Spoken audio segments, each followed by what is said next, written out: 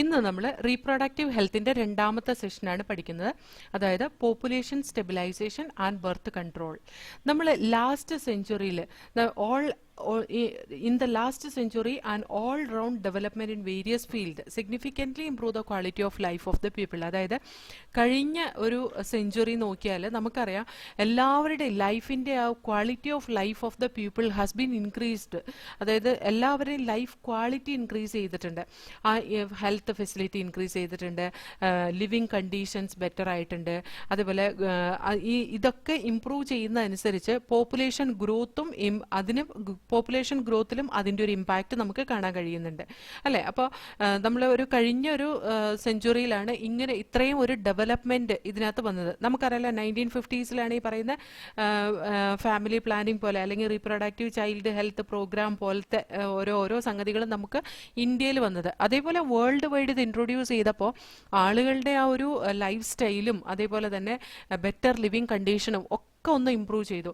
അതുകൊണ്ട് തന്നെ world population 2 billion, അതായത് 2000 മില്യൺ ഉണ്ടായിരുന്നത് 1900 ഉണ്ടായിരുന്നത് ഇത് 2000 ആയപ്പോഴത്തേക്കും 6 ബില്യൺ ആയിട്ട് റോക്കറ്റ് ചെയ്തു. ഒന്ന് ആലോചിച്ച് നോക്കിക്കേ, 2 ബില്യൻ്റെ 3 ഇരട്ടിയാണ് 6 ബില്യൺ. 100 വർഷത്തിനുള്ളിൽ അത്രയും ആളുകളുടെ നമ്പർ കൂടി കേട്ടോ. 7.2 ബില്യൺ ഇൻ 2011.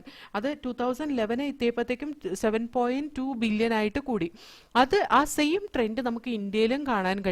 അതായത് നമ്മുടെ പോപ്പുലേഷൻ വന്നിട്ട് നമ്മുടെ ഇൻഡിപെൻഡൻസിന്റെ സമയത്തൊക്കെ 350 മില്യൺ പീപ്പിളേ ഉണ്ടായിരുന്നുള്ളൂ നമ്മുടെ കൺട്രിയിൽ. അതായത് 1 മില്യൺ എന്ന് പറയുന്നത് 10 lakhs ആണ് അല്ലേ. അപ്പോൾ 3500 lakhs ആളുകളാണ് നമ്മുടെ ഇന്ത്യയിൽ ഉണ്ടായിരുന്നത്. അത് ഇൻഡിപെൻഡൻസ് കഴിഞ്ഞൊരു 2000 ഒക്കെ എത്തിയപ്പോഴത്തേക്കും 1.2 ബില്യൺ ആയി മാറി.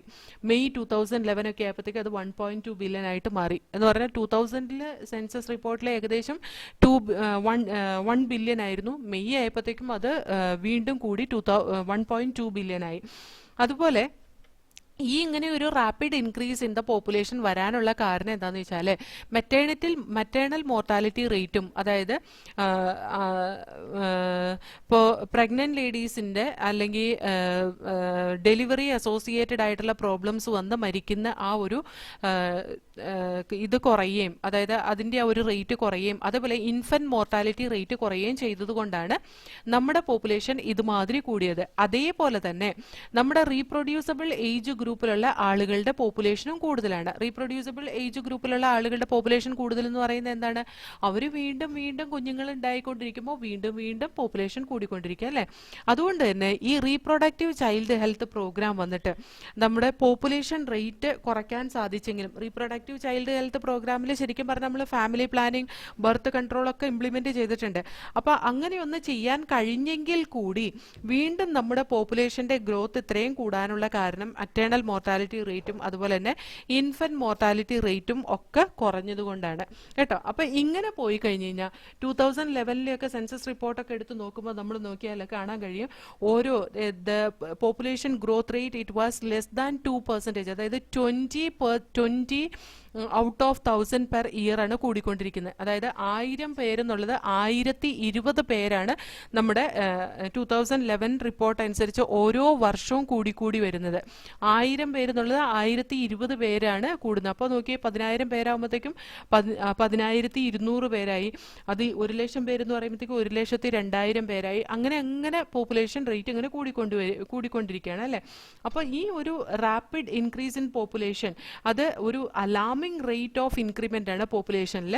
അതുകൊണ്ട് തന്നെ ഈ alarming rate of increase in population നമ്മുടെ നാട്ടിലെ ബേസിക് റിക്വയർമെന്റിനൊക്കെ സ്കാഴ്സിറ്റി ഉണ്ടാക്കും. അതായത് ഫുഡ്, ഷെൽട്ടർ, ക്ലോത്തിങ്, ഇതിനൊക്കെ സ്കാഴ്സിറ്റി ഉണ്ടാക്കും കേട്ടോ. അപ്പോൾ അത് ആ അലാമിംഗ് റേറ്റ് ഓഫ് പോപ്പുലേഷൻ ഒന്ന് കുറയ്ക്കാൻ വേണ്ടിയിട്ട്, അതിനെ ഒന്ന് കൺട്രോൾ ചെയ്യാൻ വേണ്ടിയിട്ട് government was force to take up serious measures എടുക്കാൻ വേണ്ടിയിട്ട് ഫോഴ്സ്ഫുള്ളി എടുക്കാൻ വേണ്ടിയിട്ട്, അതായത് പോപ്പുലേഷൻ ഗ്രോത്ത് ചെക്ക് ചെയ്യാൻ വേണ്ടിയിട്ട്, പോപ്പുലേഷൻ ഗ്രോത്ത് കുറയ്ക്കാൻ വേണ്ടിയിട്ട് ഒരു ആക്ഷൻ എടുക്കേണ്ടതായിട്ട് വന്നു. അതായത് small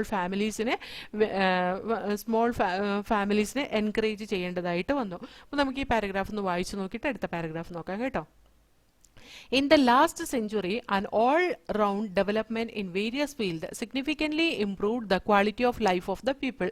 However, increased health facilities along with better living conditions had an explosive impact on the growth of population. The world population, which was around 2 billion, that is 2000 million in 1900, rocketed to about 6 billion by 2000 and 7.2 billion in 2011. A similar trend was observed in India too. Our population, which was approximately 350 million at the time of our independence, reached close to the billion mark by 2000 and crossed 1.2 billion in May 2011. A rapid decline in death rate, maternal mortality rate and infant mortality rate, as well as an increase in number of people in reproducible age are probable reason for this. Through our reproductive child health program, though we could bring down the population growth rate, it was only marginal. According to 2011 census report, the population growth rate was less than 2%, that is 20 per thousand per year, a rate at which our population could increase rapidly. Such an alarming growth rate could lead to an absolute scarcity of even the basic requirements, that is food, shelter and clothing, in spite of significant progress made in those areas. Therefore, the government was forced to take up serious measures to check this population growth rate. Population കുറയ്ക്കാൻ വേണ്ടിയിട്ട് ഉള്ള ഏറ്റവും most important step എടുത്തത് എന്താണെന്ന് വെച്ചാൽ smaller ഫാമിലിനെ motivate ചെയ്യുക എന്നുള്ളതാണ്. അതിന് വേരിയസ് കോൺട്രാസെപ്റ്റീവ് മെത്തേഡ്സും ഇംപ്ലിമെൻറ്റ് ചെയ്തു ഗവൺമെൻറ് കേട്ടോ.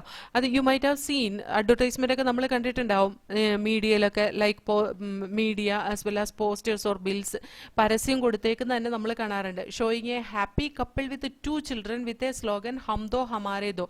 അതായത് ഒരു ഷോർട്ട് ഫാമിലിയിൽ നാം ഒന്ന്, നാം രണ്ട്, നമുക്ക് രണ്ട് എന്നൊക്കെ പറഞ്ഞിട്ട്, അതായത് വി ടു, അവർ ടു എന്നൊക്കെ പറഞ്ഞിട്ട് അഡ്വർടൈസ്മെന്റ് ചെയ്യുന്ന കാണാറുണ്ട് അല്ലേ. പല കപ്പിൾ, അതായത് most young urban working one, അതായത് ടൗൺ ഏരിയയിൽ വർക്ക് ചെയ്യുന്ന, സിറ്റി ഏരിയയിൽ വർക്ക് ചെയ്യുന്ന യങ് പീപ്പിളൊക്കെ ഈവൻ 1 ചൈൽഡ് നോമും അഡോപ്റ്റ് ചെയ്തിട്ടുണ്ട്. ഒരു കുഞ്ഞു മതി എന്നും തീരുമാനിച്ചവരുണ്ട്. അത് ഈ മാരേജബിൾ ഏജ് ഗ്രൂപ്പ് 18-ഉം 21 ഇയേഴ്സ് ആക്കിയതും ഒരു പക്ഷേ ഈ പറയുന്ന പോപ്പുലേഷൻ ഗ്രോത്ത് കുറച്ച് കുറയാൻ കാരണമായിട്ടുണ്ട്. എന്താണെന്ന് വെച്ചാൽ മാരേജബിൾ ഏജ് ഗ്രൂപ്പ് ഒന്ന് ആലോചിക്കുക, പണ്ട് കാലങ്ങളിലൊക്കെ ശൈശവ വിവാഹമായിരുന്നു.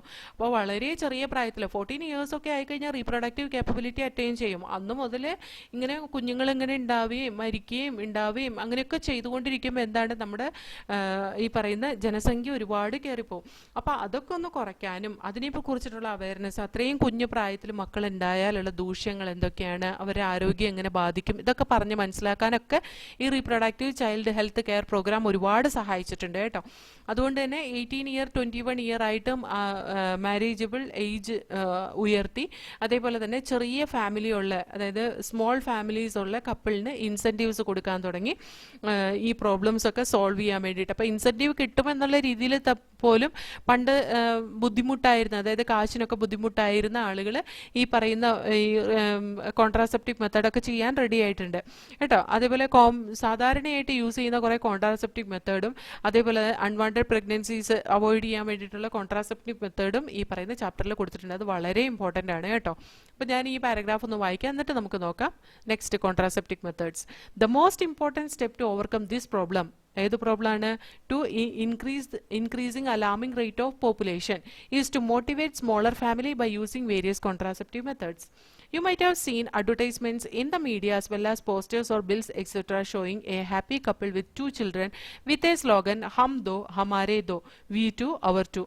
Many couples, mostly the young urban working ones, have even adopted an one-child norm. Statutory raising of marriageable age of the female to 18 years and that of male to 21 years and incentive given to couple with the small families are two of the other measures taken to tackle this problem. Let us describe some of the commonly used contraceptive methods which help prevent unwanted pregnancies. ഒരു ideal contraceptive എന്ന് പറയുന്നത് user friendly ആയിരിക്കണം, easily available ആയിരിക്കണം, അതേപോലെ തന്നെ വളരെ effective ആയിരിക്കണം, നമുക്ക് റിവേഴ്സിബിൾ ആയിരിക്കണം. എന്ന് പറഞ്ഞിട്ടുണ്ടെങ്കിൽ ഇപ്പോൾ നമ്മളൊരു കോൺട്രാസെപ്റ്റീവ് മെത്തേഡ് യൂസ് ചെയ്ത് കഴിഞ്ഞ് കഴിഞ്ഞാൽ നമുക്കതിന് റിവേഴ്സ് ചെയ്യാൻ പറ്റണം, അത് വീണ്ടും റിമൂവ് ചെയ്തിട്ട് വീണ്ടും പ്രഗ്നൻസി ഉണ്ടാവാൻ പറ്റുന്നതായിരിക്കണം. അതേപോലെ സൈഡ് എഫക്ട്സ് ഒന്നുപോലെ ഇല്ലാതിരിക്കണം, അല്ലെങ്കിൽ വളരെ കുറച്ച് സൈഡ് എഫക്ട്സേ പാടുള്ളൂ കേട്ടോ. അതേപോലെ തന്നെ ഇത് ഒരു ഉപയോഗിക്കുന്ന ആളുടെ സെക്ഷൽ ഡ്രൈവ് ആയിട്ട് സെക്ഷൽ ഡ്രൈവിനെ ഇന്റർഫിയർ ചെയ്യാൻ പാടില്ല, അല്ലെങ്കിൽ സെക്ഷൽ ഡിസയറിനെ ഇന്റർഫിയർ ചെയ്യാൻ പാടില്ല, അല്ലെങ്കിൽ സെക്ഷൽ ആക്ടിനെ ഇന്റർഫിയർ ചെയ്യാൻ പാടില്ല. അപ്പോൾ ഇങ്ങനത്തെ കാര്യങ്ങളൊക്കെ ഒബേ ചെയ്യുന്ന ഒന്നാണ് നമുക്ക് എന്തായിട്ട് യൂസ് ചെയ്യാൻ പാടുള്ളൂ, കോൺട്രാസെപ്റ്റീവ് മെത്തേഡായിട്ട് യൂസ് ചെയ്യാൻ പാടുള്ളൂ. പല തരത്തിലുള്ള കോൺട്രാസെപ്റ്റീവ് മെത്തേഡും ഇന്ന് അവൈലബിൾ ആണ്. അത് പല പല ഗ്രൂപ്പായിട്ട് ഡിവൈഡ് ചെയ്തിട്ടുണ്ട്. അത് ഏതൊക്കെയാണെന്ന് വെച്ചാൽ നാച്ചുറൽ മെത്തേഡ് അല്ലെങ്കിൽ ട്രഡീഷണൽ മെത്തേഡ് ഉണ്ട്, ബാരിയർ മെത്തേഡ് ഉണ്ട്, ഇൻട്രായൂട്രീൻ ഡിവൈസസ് അല്ലെങ്കിൽ IUDs ഉണ്ട്, ഓറൽ കോൺട്രാസെപ്റ്റീവ്സ് ഉണ്ട്, അതേപോലെ ഇൻജെക്റ്റബിൾ ടൈപ്പ് ഓഫ് കോൺട്രാസെപ്റ്റീവ്സ് ഉണ്ട്, ഇംപ്ലാന്റ്സ് ഉണ്ട്, സർജിക്കൽ മെത്തേഡ്സ് ഉണ്ട്. ഇതിനകത്ത് ഏറ്റവും കൂടുതലായിട്ട് പോപ്പുലർ ആയിട്ട് യൂസ് ചെയ്ത് വരുന്ന ഇന്ത്യയിൽ IUD ആണ് കേട്ടോ. അപ്പോൾ ഈ ഒരു പാരഗ്രാഫും കൂടി വായിക്കാം. An ideal contraceptive should be user-friendly, easily available, effective and reversible with no or least side effects. It also should in no way interfere with the sexual drive, desire and or the sexual act of the user. A wide range of contraceptive methods are presently available which could be broadly grouped into the following categories, namely natural or traditional, barrier, IUDs, oral contraceptives, injectables, implants and surgical methods. First contraceptive method natural മെത്തേഡാണ്. Natural method work ചെയ്യുന്നത് ovum സ്പേമും meet ചെയ്യുന്നത് avoid ചെയ്യുക എന്നുള്ള പ്രിൻസിപ്പിളിനെ base ചെയ്താണ്. അതായത് ഓവത്തിനെയും സ്പേമിനെയും meet ചെയ്യാൻ അനുവദിക്കാതിരിക്കുക, അതാണ് natural മെത്തേഡിൽ ചെയ്യുന്നത്. അതിലൊരു മെത്തേഡാണ് പീരിയോഡിക് ആബ്സ്റ്റിനൻസ് എന്ന് പറയുന്നത്. മെനിസ്ട്രൽ സൈക്കിളിൽ 14th ഡേയിൽ ഓവുലേഷൻ നടക്കുന്ന, നമ്മൾ മെനിസ്ട്രൽ സൈക്കിൾ പഠിച്ചപ്പോൾ പഠിച്ചില്ലേ, ആ മെനിസ്ട്രൽ സൈക്കിളിൽ ഓവുലേഷൻ 10ാമത്തെ ദിവസം മുതൽ 17ാമത്തെ ദിവസം വരെ നമുക്ക് എക്സ്പെക്ട് ചെയ്യാം. അതിന് ഇടയിൽ എപ്പോൾ വേണമെങ്കിലും വരാം. ജനറലി അത് 14ാമത്തെ ദിവസം നടക്കും എന്നാണ് നമ്മൾ പഠിച്ചത്.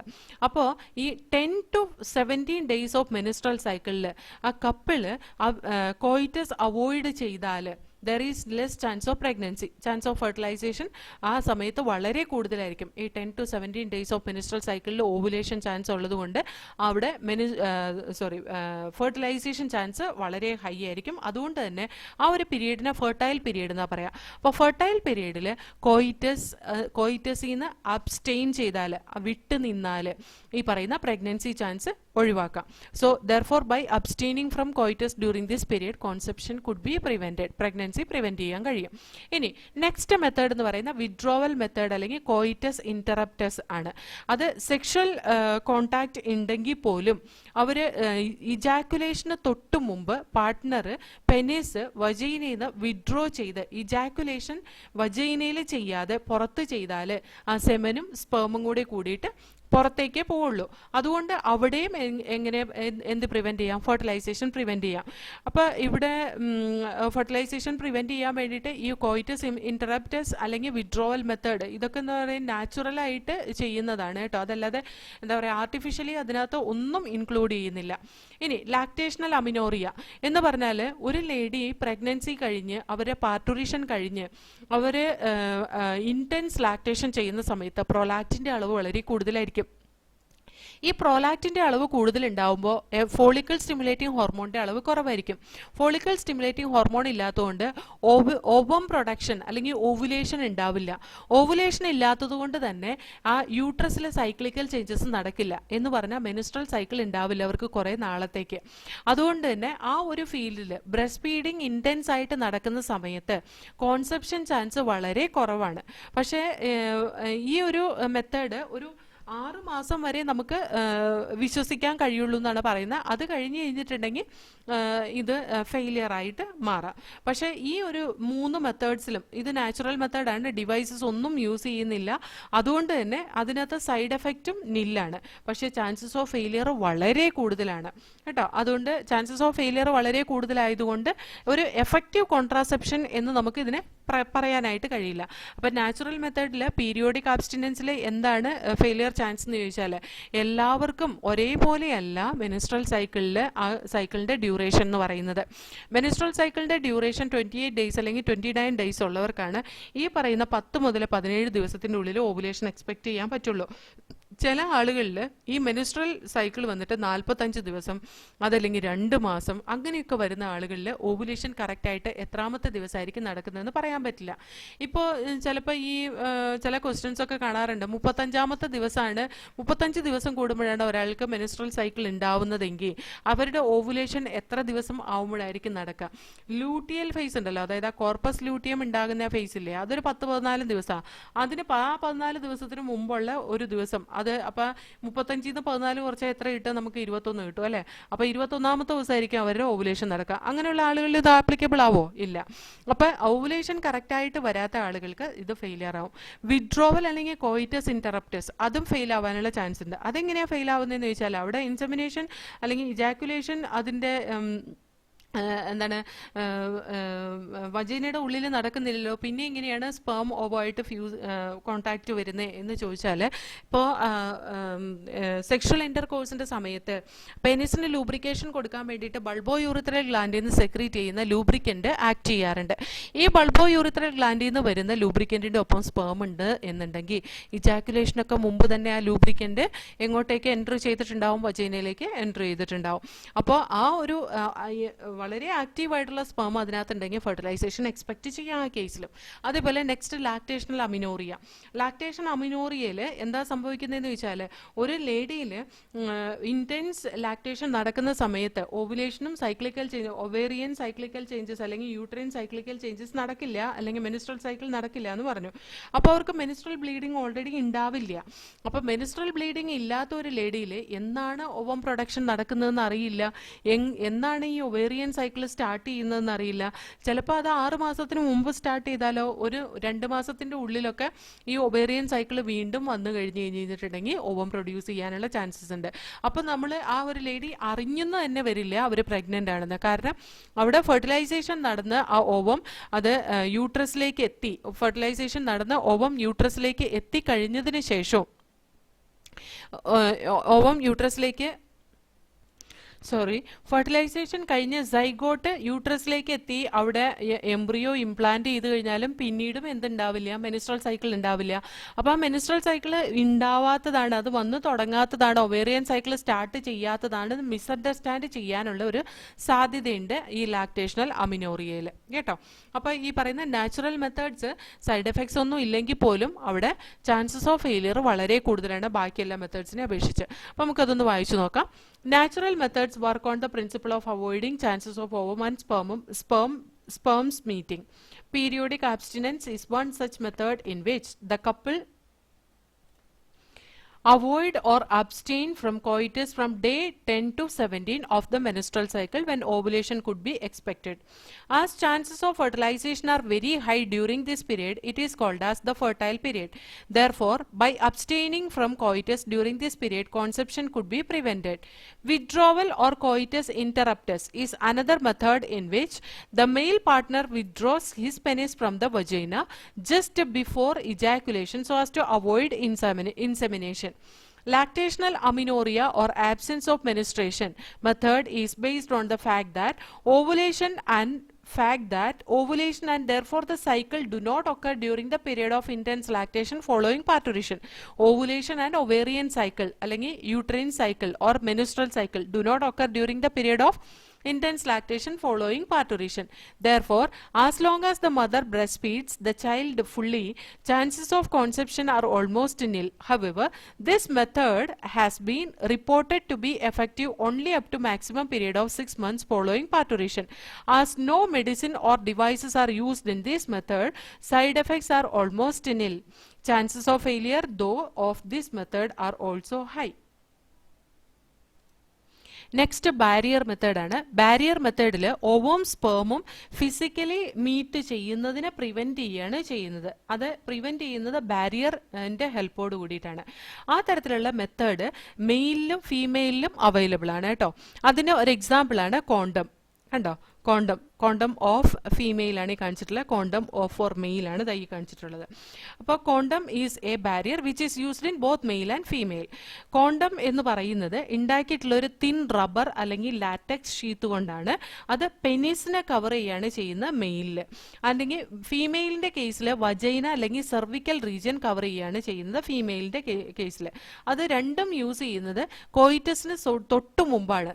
അതായത് just before the coitus, so that the ejaculated semen അത് ഫീമെയിൽ റീപ്രൊഡക്റ്റീവ് ട്രാക്റ്റിലേക്ക് എത്തില്ല. ഇജാക്കുലേറ്റ് ചെയ്യുന്ന സെമൻ ഫീമെയിൽ റീപ്രൊഡക്റ്റീവ് ട്രാക്റ്റിലേക്ക് എത്തില്ല. മെയിലിലാണെങ്കിൽ ആ മെയിൽ കോണ്ടത്തിനകത്ത് അത് റിമെയിൻ ചെയ്യും. ഫീമെയിലാണെങ്കിൽ ആ ഫീമെയിൽ കോണ്ടം സെർവിക്കൽ റീജിയനിൽ അല്ലെങ്കിൽ വജീന റീജിയനിൽ ഇൻസേർട്ട് ചെയ്തേക്കുന്ന ആ കോണ്ടത്തിൽ തങ്ങി അവിടെ നിൽക്കുകയുള്ളൂ, അത് മേലേക്ക് പോവില്ല. അത് കോൺസെപ്ഷൻ പ്രിവെന്റ് ചെയ്യും, അതായത് പ്രഗ്നൻസി പ്രിവെന്റ് ചെയ്യും. മെയിലിൽ യൂസ് ചെയ്യുന്ന ഒരു മേജർ ബ്രാൻഡ് കോണ്ടം ആണ് നിരോധ് എന്ന് പറയുന്നത്. അതേപോലെ ഇപ്പോൾ ഈ റീസെന്റ് ആയിട്ട് ഈ പറയുന്ന കോണ്ടംസിന്റെ യൂസേജ് വളരെ കൂടിയിട്ടുണ്ട്. അതെന്തുകൊണ്ടാന്ന് ചോദിച്ചാൽ ഈ ആളുകളെ സെക്ഷലി ട്രാൻസ്മിറ്റഡ് ഇൻഫെക്ഷൻസും എയ്ഡ്സിൽ നിന്നൊക്കെ പ്രിവെന്റ് ചെയ്യാൻ വേണ്ടിയിട്ട് ഈ പറയുന്ന കോണ്ടം യൂസ് ചെയ്യുന്നുണ്ട്, പ്രൊട്ടക്ട് ചെയ്യാൻ വേണ്ടിയിട്ടും കൂടെ കേട്ടോ. മെയിലിലും ഫീമെയിലിലും condoms disposable type of condoms ആണ്.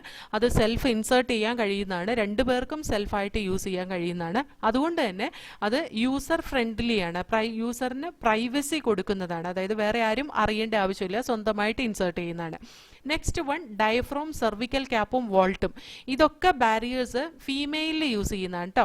ഫീമെയിൽ റീപ്രൊഡക്റ്റീവ് ട്രാക്റ്റിൽ റബ്ബർ കൊണ്ട് ഉണ്ടാക്കിയിട്ടുള്ള ബാരിയർ, അതാണ് ഈ diaphragm, cervical cap, vault. These are also barriers made of rubber that are inserted in to female reproductive tract. സെർവിക്സിനെ കവർ ചെയ്യുന്ന കോയിറ്റസിന്റെ സമയത്ത് സെർവിക്സിനെ കവർ ചെയ്യാൻ വേണ്ടിയിട്ട് കോയിറ്റസിന് തൊട്ട് മുമ്പായിട്ട് ഇൻസേർട്ട് ചെയ്യുന്നതാണ് ഡയഫ്രം, സെർവിക്കൽ ക്യാപ്പ്, വോൾട്ട്. ഇതൊക്കെ ഈ ബാരിയർ മെത്തേഡ്സും കോൺസെപ്ഷൻ പ്രിവെന്റ് ചെയ്യും, സ്പേമിന്റെ എൻട്രീനെ പ്രിവെന്റ് ചെയ്തിട്ട് കേട്ടോ. സെർവിക്സിൽ നിന്ന് അത് യൂട്രസ് ഭാഗത്തേക്ക് കയറിപ്പോവില്ല സ്പേം, അങ്ങനെ അത് പ്രിവെന്റ് ചെയ്തിട്ടാണ് അവിടെ കോൺസെപ്ഷൻ പ്രിവെന്റ് ചെയ്യുന്നത്. ഇത് റീയൂസബിൾ ടൈപ്പ് ഓഫ് ബാരിയേഴ്സ് ആണ് കേട്ടോ. ആ റീയൂസബിൾ ടൈപ്പ് ഓഫ് ബാരിയർ ആയിട്ടുള്ള ഡയഫ്രം, സെർവിക്കൽ ക്യാപ്പ്, വോൾട്ട്, ഇതിനകത്തൊക്കെ സ്പെർമിസിഡൽ ക്രീംസും ജെല്ലീസും ഫോംസും ഒക്കെ അപ്ലൈ ചെയ്തിട്ട് സ്പെർമിസിഡൽ ആക്ടിവിറ്റി, കോൺട്രാസെപ്റ്റീവ് എഫിഷ്യൻസി കൂട്ടാൻ പറ്റും. Increasing their contraceptive efficiency by applying the spermicidal jelly, cream, foams etc. on this diaphragm, cervical cap and vault കേട്ടോ. അപ്പോൾ നമുക്ക് ഈ ബാരിയർ മെത്തേഡ് ഒന്ന് വായിച്ചു നോക്കാം. In barrier methods ovum and sperm are prevented from physically meeting with the help of barriers. Such methods are available for both male and females. Condoms are barrier made of thin rubber or latex sheath that are used to cover the penis in the male or vagina and cervix in the female just before coitus, so that the ejaculated semen would not enter into the female reproductive tract. This can prevent conception. Nirodh is a popular brand of condom for the male. Use of condoms has increased in recent years due to its additional benefit of protecting the user from contracting sexually transmitted infections and AIDS. Both the male and female condoms are disposable, can be self-inserted and thereby gives privacy to the user. Diaphragms, cervical caps and vault are also barriers made of rubber that are inserted into the female reproductive tract to cover the cervix during coitus. They prevent conception by blocking the entry of sperm through the cervix. They are reusable.